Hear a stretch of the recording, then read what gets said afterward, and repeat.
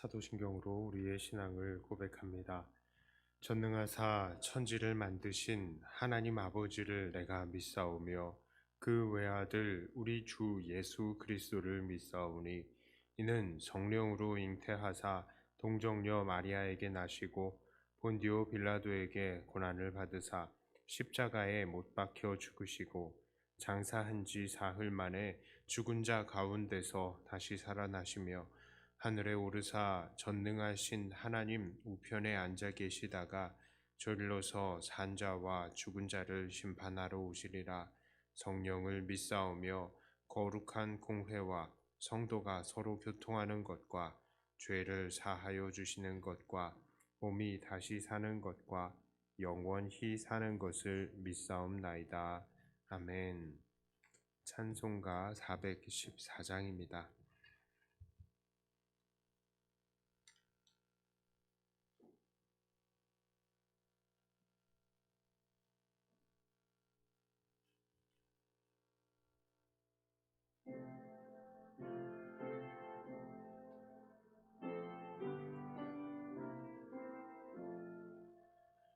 이 세상은 요란하나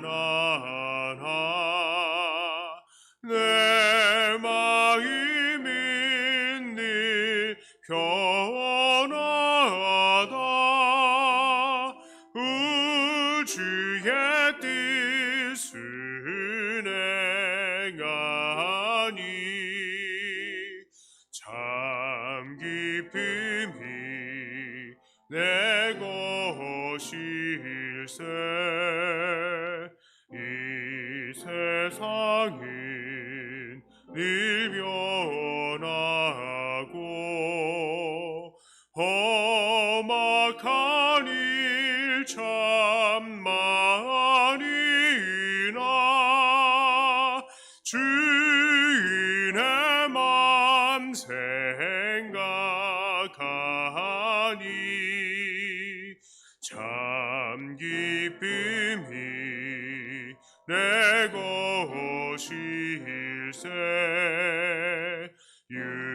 육신에는 못 볼 때에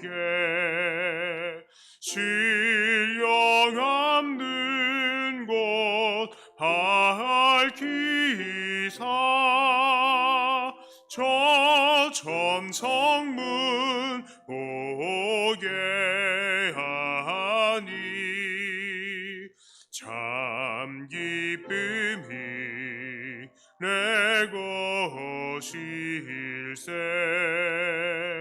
내 마음과 내 영혼이 모든 욕심 다 버리고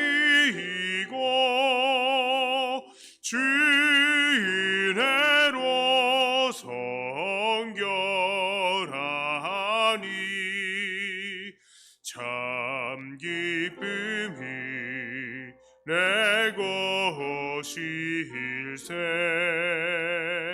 이 육신의 복락보다 신령한 복도 좋으니 내 맘과 뜻 다 봐요 저 천성만 향해 가네. 아멘. 하나님 말씀은 예레미야 10장 17절부터 25절까지의 말씀입니다.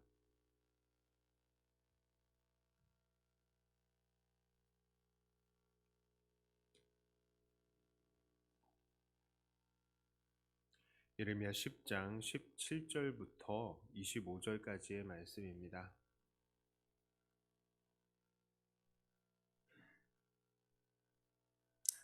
에워싸인 가운데에 앉은 자여, 네 짐꾸러미를 이 땅에서 꾸리라. 여호와께서 이와 같이 말씀하시되, 보라, 내가 이 땅에 사는 자를 이번에는 내던질 것이라. 그들을 괴롭게 하여 깨닫게 하리라 하셨느니라. 슬프다 내 상처여, 내가 중상을 당하였도다. 그러나 내가 말하노라, 이는 참으로 고난이라. 내가 참아야 하리로다. 내 장막이 무너지고 나의 모든 줄이 끊어졌으며 내 자녀가 나를 떠나가고 있지 아니하니 내 장막을 세울 자와 내 휘장을 칠 자가 다시 없도다. 목자들은 어리석어 여호와를 찾지 아니하므로 형통하지 못하며 그 모든 양떼는 흩어졌도다. 들을지어다 북방에서부터 크게 떠드는 소리가 들리니 유다 성읍들을 황폐하게 하여 승냥이의 거처가 되게 하리로다. 여호와여, 내가 알거니와 사람의 길이 자신에게 있지 아니하니 걸음을 지도함이 걷는 자에게 있지 아니하니이다.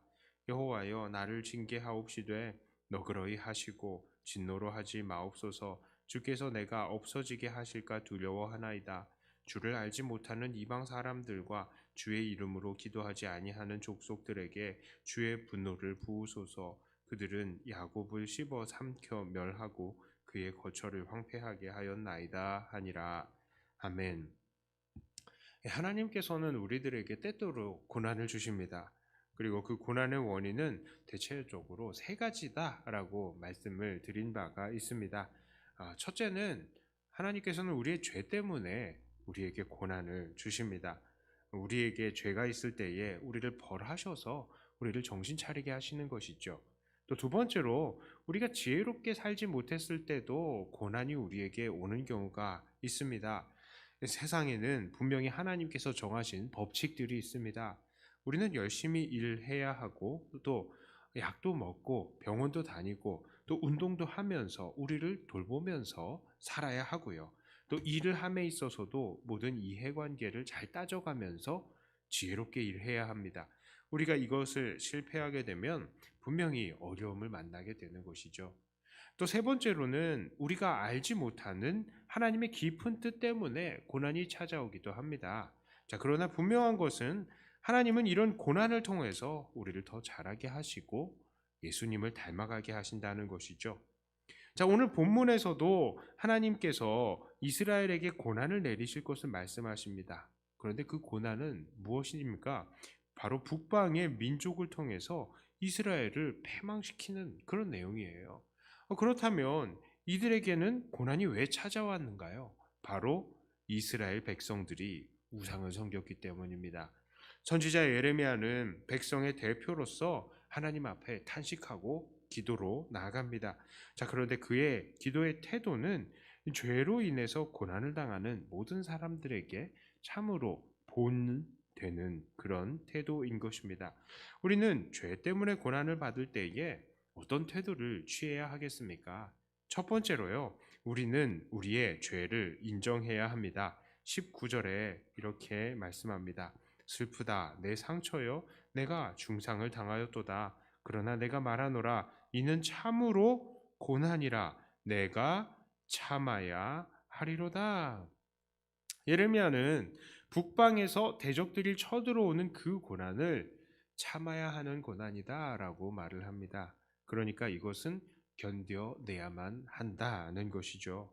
그리고 다른 말로 하자면, 그래, 이것은 받아 마땅한 벌이야. 나는 벌을 받아도 싸다라고 말을 하는 것입니다. 우리는 고난을 당할 때에 아니 하나님, 어떻게 저에게 이럴 수가 있습니까? 라고 당장에 하나님께 원망을 할 때가 더 많습니다. 그러나 이런 태도는 하나님 앞에서 바르지 못한 태도입니다. 우리가 만일 자녀들의 잘못 때문에 이 아이들을 야단치고 때리는데 갑자기 아이가 제가 무슨 잘못을 했다고 이러세요? 너무하신 거 아닙니까? 하고 대들면 어떻게 하겠습니까? 이게 아직도 정신 덜 차렸네? 하고 더 두드려 맞을 것입니다. 정말로 하나님 앞에서 제대로 된 사람들은 그렇게 행동하지 않죠. 오히려 고난을 받을 때에 그렇습니다 하나님, 제가 잘못했습니다. 제가 죄인입니다. 이 벌은 제 잘못 때문에 당하는 것입니다. 하나님, 잘못했습니다.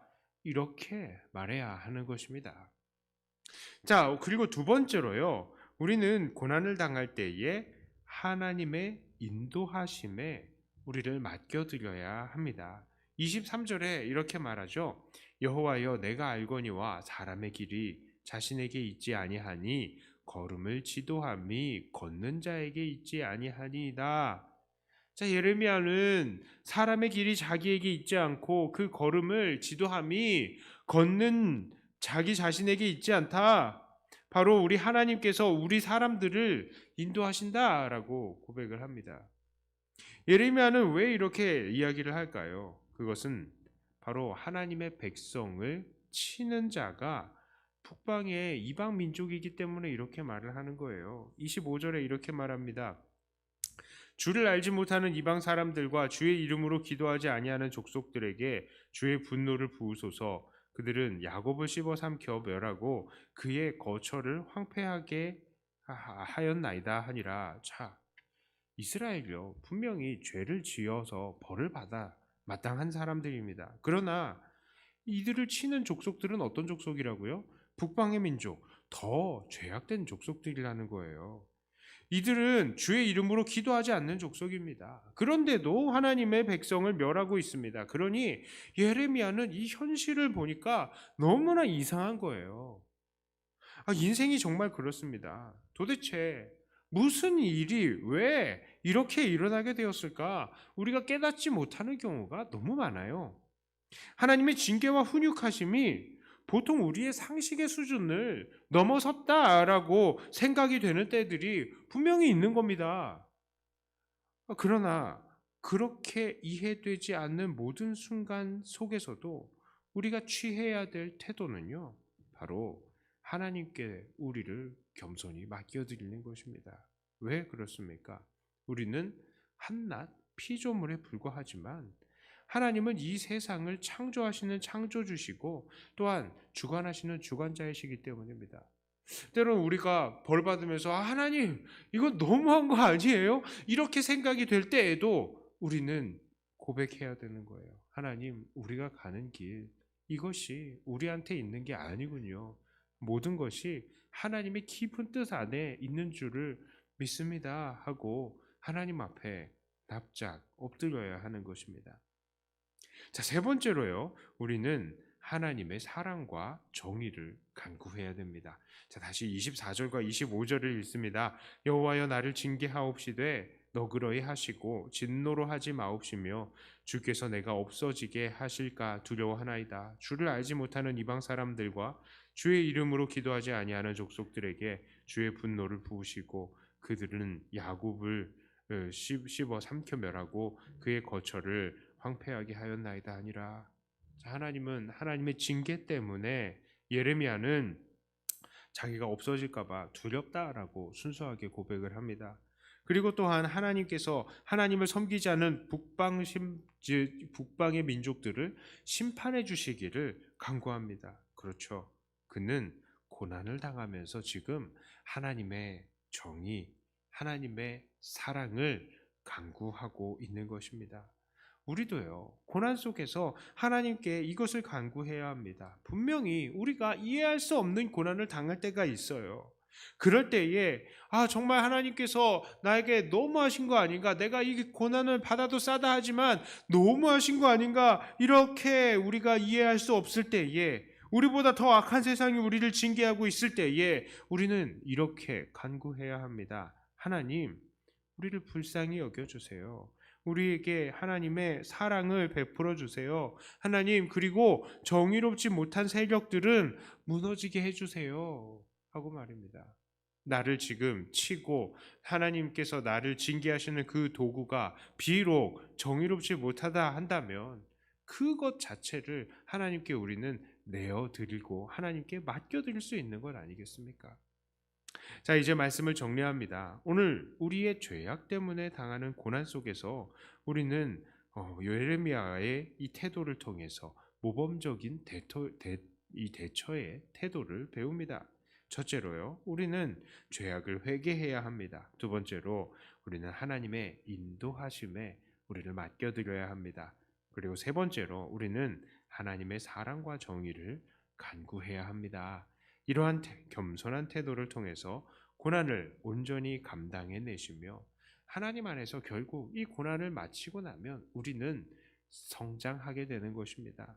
그러므로 주님 안에서 주님을 닮아가고 고난을 통해 하나님 안에 성장을 이루어내시는 저와 여러분들이 다 되시기를 주님의 이름으로 축복합니다. 기도합니다. 하나님께서는 죄악된 존재들을 그냥 다 버리셔도 될 것인데 버리시고 그냥 포기하시지 않으시고 사랑하시고 아끼시고 징계하시며 가르치심을 통하여서 더욱더 예수님을 닮아가게 하시는 것을 우리가 감사드립니다. 우리가 무엇이건데 우리를 택하시고 우리를 위해서 이렇게 수고하시는지 우리는 하나님께 영광을 돌릴 수밖에 없습니다. 하나님, 그런데 우리가 이 죄로 인하여서 고난을 당할 때마다 이것을 명심하게 하여 주시옵소서. 우리의 죄를 하나님께 고백하면서 엎드리게 하시고 또한 하나님의 인도하심에 우리를 맡기고 또 하나님의 사랑과 정의로 결국 온전한 정확한 심판들이 일어나기를 우리가 간구해야 하겠습니다. 이 간구를 통하여서 우리가 하나님께서 우리에게 주시는 징계들을 잘 받아내고 결국 이것을 통하여서 더 예수님을 닮아가게 하여 주시옵소서. 분명히 우리는 주님을 닮아가야 될 것입니다. 이 모든 과정들이 주님을 닮아가는 과정인 줄을 알고 기꺼이 고난을 당하며 주님을 따르게 하여 주시옵소서. 하나님, 오늘은 주일입니다. 주일 온전하게 하나님 앞에 예배드리는 한 날이 되게 하여 주시고 이 날을 통하여서 더 천국을 사모하는 우리가 되게 하여 주시옵소서. 이제 또 기도합니다. 기도의 모든 내용들이 주님의 기쁨이 되고 또 우리에게는 큰 소망이 되기를 원하며 우리 주 예수님 이름으로 간절히 기도드리옵나이다. 아멘. 하늘에 계신 우리 아버지여, 이름이 거룩히 여김을 받으시오며 나라의 임하옵시며 뜻이 하늘에서 이룬 것 같이 땅에서도 이루어지이다. 오늘날 우리에게 일용할 양식을 주옵시고 우리가 우리에게 죄 지은 자를 사하여 준 것 같이 우리 죄를 사하여 주옵시고 우리를 시험에 들게 하지 마옵시고 다만 악에서 구하옵소서. 대개 나라와 권세와 영광이 아버지께 영원히 있사옵나이다. 아멘. 받은 말씀 가지고 또 교회를 위해서 기도하시고 각자 가지고 나오신 기도 제목으로 기도하시다가 돌아가도록 하겠습니다.